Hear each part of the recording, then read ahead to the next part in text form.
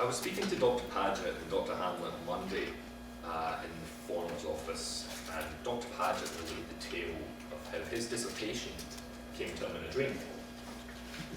He simply had to type it. Right. Dr. Hamlet, in response to Dr. Paget's anecdote, spoke of how his idea came to him so suddenly, he scribbled it down on a napkin in pizza art, as not to forget it. The idea for my senior project is not so dramatic as to have come to me in my subconscious, or in the middle of what must have been an excellent meat feasted dish. Out of a blatant gap of knowledge. In my proposal for this project back in December, I spoke of the leap of faith every international student must make when coming to the United States, and my desire to bridge that gap. In my interview with Florian Pesno, he said one sentence that emphasises this point better than I ever could, which 2 months later I finally forgiven for. He said, when you fly across the world, you can't bring your life. You only have one suitcase. I'm Calum McAndrew from Leaving Scotland. I'm an English major with an emphasis, with a concentration in journalism and professional communications, and with an additional psychology minor. The chair for my project is Dr. John Paget, and the committee is comprised of Dr. Ralph Hamlet and Professor Melvin Hammond. My senior project is the story of the experiences of international students in America, specifically here at Brevard College. The title for my project is 3868, an international's guide to living in America. I travelled 3,868 miles from Scotland to be here, hence the title. And of the 7 international students that I have interviewed so far for this project, and I'm delighted to see some from here today, many of them have travelled even further. All of them, however, have travelled on the same absence of information as I did. It was my desire with this project to provide more accurate and more easily accessible information for international students making the journey to America. To accomplish this, my project was to be comprised of 3 components. The memoir section was the first, in which I detailed my own experiences at Brevard College. The interview section was the second, in which I relayed the stories and experience of others. And finally, the informational component, which was to highlight aspects of international life that are currently unavailable elsewhere. 2 things changed from the moment I made my project proposal to the point where I was actually writing it. The first part that changed was that I included more memoir than I initially anticipated I would. As I wrote, I began to remember more and more and more about my time in the USA and realised that a lot of it, if not all of it, could be helpful or applicable to the prospective foreign student. The second aspect that changed was my handling of the informational component to this project. I found myself with 2 options: to use information already available, and that was extremely limited, or to make the information I wrote about the words of those that have been there and done it. The quality of the material the 7 interviewees gave me was sensational, and ultimately it answered my dilemma. Of the 7 interviewees, only 1 student was a native English speaker. In all 7, the elegance and intelligence of the answers of the individuals speaking in their second language was phenomenal. It was a joy to speak to them, and it fills me with excitement for the interviews that I still hope to conduct. With magnificent quality that I had available to me in 7 transcriptions, or roughly 50,000 words worth of transcription, I had enough material to write a book about any component of international life, from the first day here to the plane ride home. I had all of my research and a wealth of knowledge and experience and wisdom in a voice recording. I made the decision that it would be erroneous of me to not use these fine individuals to inform prospective students to the United States. To my interviewees, thank you for dealing with me in this process. Thank you for being here today. And thank you for making this project so enjoyable, eye-opening, inspiring, fulfilling, and a result of all of this, easier. In the interviews, my main question, to begin with, was, Why should an international student bother to come to the United States? It's a short, simple question, but it's provided an interesting variety of answers. All 7 of my interviewees answered it, and began to give me some common themes to use as an answer in our project. This question, based on occurrences of the last year and based on recent immigration statistics, soon transitioned to why aren't international students coming here anymore? Those were broad questions, and I soon realised that the problems and adversity international students faced were far more complex and far more specific. Even after internationals make the difficult decision to come to the United States, difficulties don't suddenly stop. From their answers, I soon realised that the first week in a new country is perhaps even more difficult than deciding to go at all. The following is an excerpt from my project, which details the difficulty of facing a language barrier. I asked Hassan Caprono of Kenya, Thomas Mittring of Germany, and Alessandra Tavoloni of Brazil about how they navigated life in a foreign tongue, and they offered me some solutions in solving that problem. I wish I had Taisha's chair. All 3, Mittring, Caprono, and Tavoloni, agreed, and being only partially capable in German, I must say I envy them, that it is supremely valuable to be able to fluently converse in another language. Tom Mittring said that if you have a good experience learning a language, it is something that will help you for the rest of your life. Hassan Caprono spoke of the pride it built him, that he no longer has trouble understanding his friends and professors. Despite the difficulties of learning a new language and adjusting to a new culture, everyone that has persevered through it seemed delighted to have gone toe-to-toe with the obstacle. Though it might seem a daunting task, these 3 experienced language learners, each from a different continent no less, have come up with what I think are fantastic tools for would-be international students who may be anxious to face the language barrier. The 3 laws of English, as I see it, are as follows. Number 1, Caprono's law of attention. Focus on listening. Hassan Caprono said, in terms of communication, interacting with people, it's hard. You have no choice. You have to. For me, I had to first listen. Rule number 2, Thomas Mittring's rule of risks. Take chances and learn from making mistakes. Mittring said, in the beginning, you learn to make mistakes, and then you just go for it. People actually don't judge, because if they get what you're saying, then that's what it's about. If they get what it's about, then cool. And finally, number 3, Tavoloni's equation.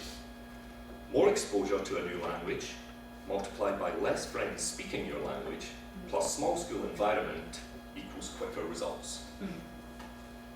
The first week away from home is tricky, even at the best of times.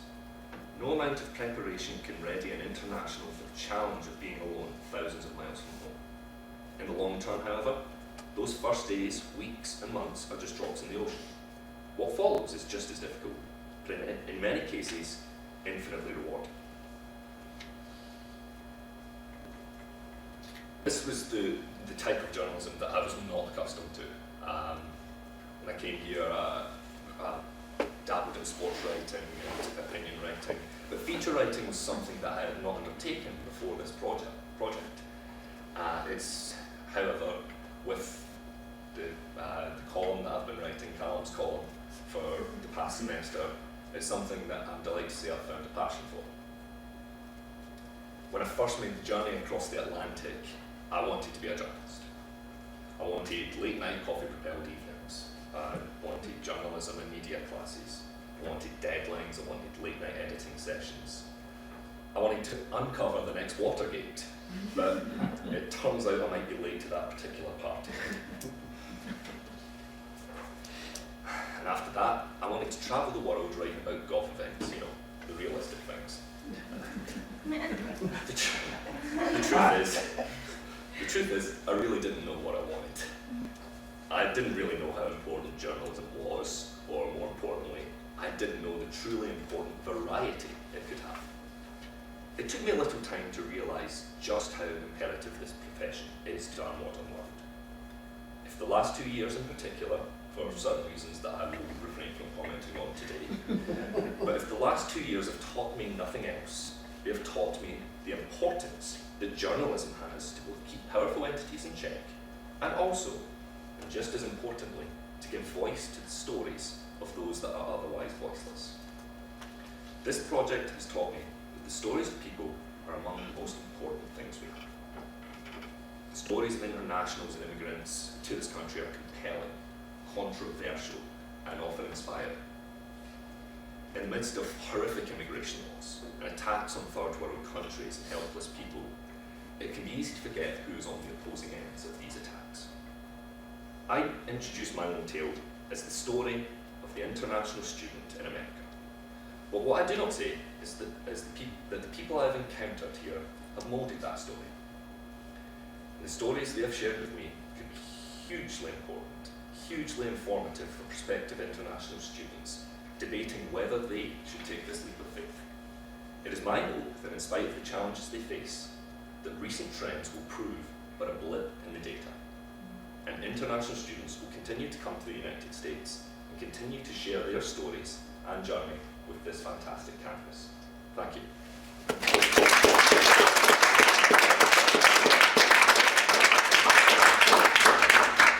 Any questions?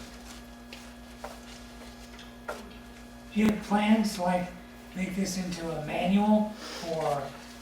So far what I have is a book of sorts.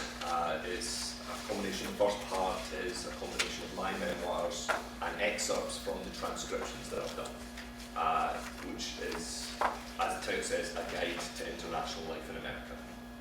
It covers a broad variety of topics such as how to get a visa, how to apply, the language barrier, culture shocks, to, once again, how to get a visa once you're done with undergrad.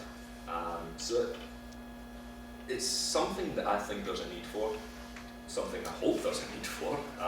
So as far as specific plans go, nothing yet, but hopefully something in the near future. Cool. Yes? Are there people in the admissions office or in Campus Life aware of the work that you've done? Yes, actually for Calum's column, I've been interning at the Transylvania Times this semester, and they've run a couple of the stories so far. But for that to happen, I had to go to speak to Chad Holt about what their admission plan is, and it turns out that there is no plan to bring more internationals. So they're aware of the project. What they're doing with that awareness, I'm not aware. Yes. I enjoyed your rules. Do you have another insight you'd like to share with us from the interviews you did? Is there something else? Don't trust Homeland Security. That's okay, I didn't. No, there's currently 2 students applying for a 1-year visa extension, seniors at Brevard College, and as of yesterday, from 2 days ago, both of those have been rejected. So, yeah, my rule applies. In doing this, did you find any reciprocal data on American students going overseas to study abroad? And actually, the most interesting thing I found on that particular piece of information was American students going to Germany. When I was doing my transcription of Tom entering, it's actually a very similar number of students that have travelled to Germany as American students that have travelled to Germany as German students that have travelled to the USA. I think in 2016 it was 10,000 each, which is incredibly interesting. Germany is a country with an excellent healthcare system, for the most part, excellent safety statistics, excellent public transport, pretty reasonably priced for student living, people our age, for them to live, and free tuition costs. So it's an interesting that so many American students have gone that way as well. do you think that international students, European students and other continents coming here, are braver than American students in wanting to be able to Absolutely travel? not. Absolutely not. I think it was in my interview with Alessandra Tavoloni, where she said at the end of the interview that it doesn't matter where you go, as long as you go. It's wherever you end up, if you go for 6 months, a year, 10 years, it's going to be an experience. It's going to be an experience that is worthwhile to the rest of your life. And no, American students aren't any less brave going to Germany or going to China or going to Australia as myself or Florian are coming to Brevard, North Carolina. That's, I would advise anyone to go anywhere at any time. I wasn't thinking of the going is not being brave, but just trying to get the numbers of people to go over there. It doesn't seem like they're going overseas as much as students there coming here. That is certainly the case. As in 2016, there were 1.1 million international students at American colleges and universities. That's since dropped to 100,000 people in the last year. From 1.6 to 100,000? From 1.1 million to 1 million. It's dropped to it dropped to a total of 100,000, which is a pretty significant drop in 1 year. I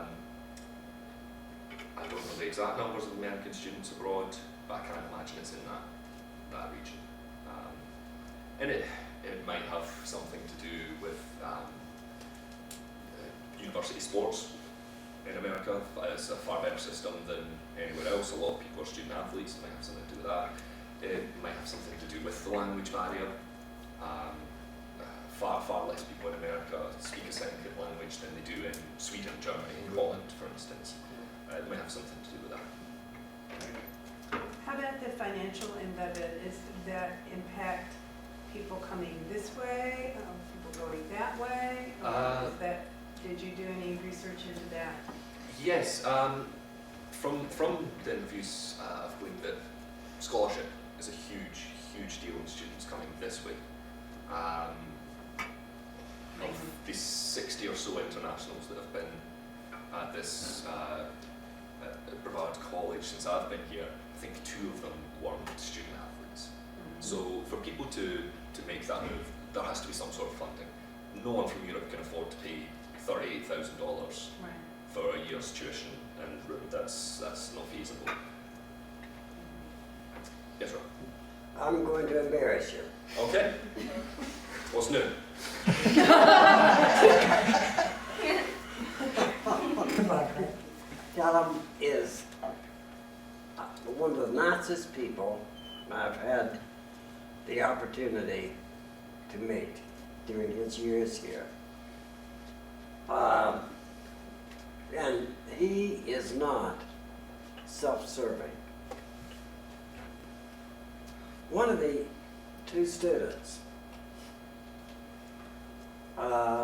that did not get the extension was himself. And he's made application how many times? I'm on the 3rd one. On his 3rd one.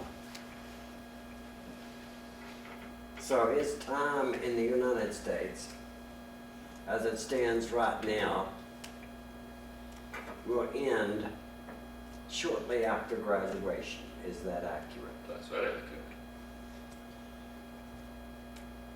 What makes this country great are people such as he. And when you hear people talk about homeland security, about ICE, about building a wall, remember his face. Because they got me.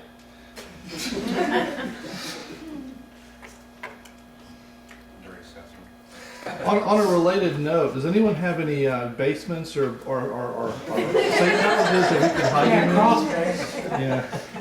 I live pretty far in nowhere. Yeah. Have you considered marrying a citizen? I don't know yet. I've offered, but he, That would be big in the I don't want that. Yes. So does this now make you more inclined to become an international person and see the world as something to move around in, rather than limited by country? Yeah, absolutely. I mean, America's the 6th country I've lived in. My mother's from South Africa, I'm from Scotland. I've lived in Germany for a long time. So I do enjoy travelling. I do enjoy seeing other things, but having said that, I'm not quite done with America yet. So. All right. Alrighty then. Any other questions for Calum? Thank you, Calum.